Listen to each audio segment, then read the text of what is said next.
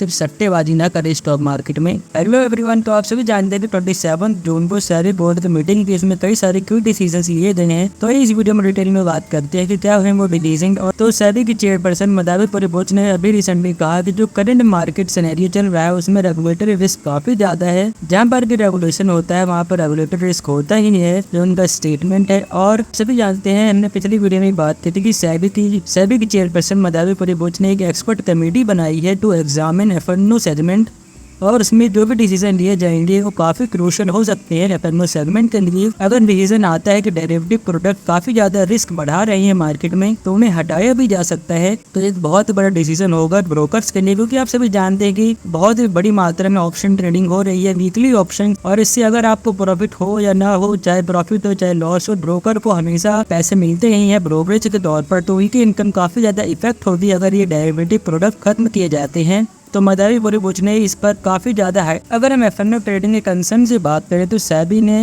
F&O trading के लिए कई सारी चिंताएं व्यक्त की हैं। मदावी परिबोच ने कहा कि इसमें जो वीकली ऑप्शंस में ट्रेडिंग बढ़ती जा रही है उससे रिटेल इन्वेस्टर्स को काफ़ी बड़ी मात्रा में नुकसान हो रहा है, और मार्केट में स्पेकुलेटिव एक्टिविटी बढ़ रही है। ऑप्शंस को हेजिंग के लिए बनाया गया था, बट इससे अब एक स्पेकुलेटिव इंस्ट्रूमेंट के तौर पर यूज किया जा रहा है, और कई लोग इस वीकली ऑप्शंस में ट्रेड करने के लिए पैसे उधार लेते हैं और अपनी फाइनेंशियल स्टेबिलिटी को खराब करते हैं। और अब क्वेश्चन ये उठता है कि एफएनओ सेगमेंट को लेकर सेबी क्या डिसीजन ले ताकि ये स्पेकुलेटिव एक्टिविटी कम हो सके और मार्केट में एक बेटर इकोसिस्टम बन पाए। क्या सेबी डेरिवेटिव प्रोडक्ट्स को हटाने वाली है? तो अभी रिसेंटली मनी कंट्रोल ने सेबी से पूछा था कि क्या वो डेरिवेटिव प्रोडक्ट्स को हटाना चाहती है जो कि मार्केट में स्पेकुलेटिव एक्टिविटी को बढ़ा रहे हैं। तो सेबी के चेयरपर्सन मदावी परिबोच ने कहा कि जो भी डेटा और एक्सपर्ट कमेटी तय करेगी उसी के हिसाब से निर्णय लिया जाएगा। अगर डेटा ये कहता है कि एफएनओ ट्रेडिंग के कारण काफी ज्यादा स्पेकुलेटिव एक्टिविटी बढ़ रही है तो उसे हटाया भी जा सकता है,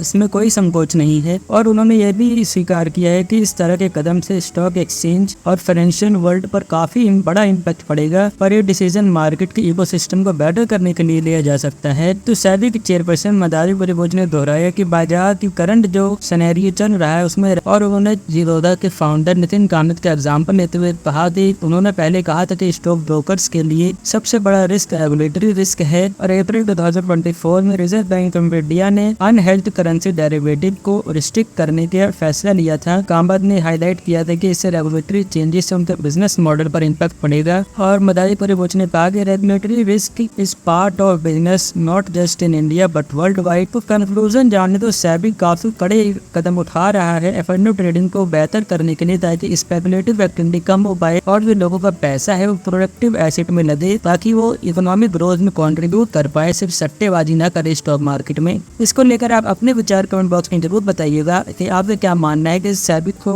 क्या डिसीजन लेना चाहिए रिगार्डिंग एफएनओ ट्रेडिंग। और आप हमारी दूसरी वीडियोस को एक्सप्लोर कर सकते हैं, और आने वाली वीडियोस को देखने के लिए आप हमारे चैनल को सब्सक्राइब कर सकते हैं। थैंक यू, जय हिंद।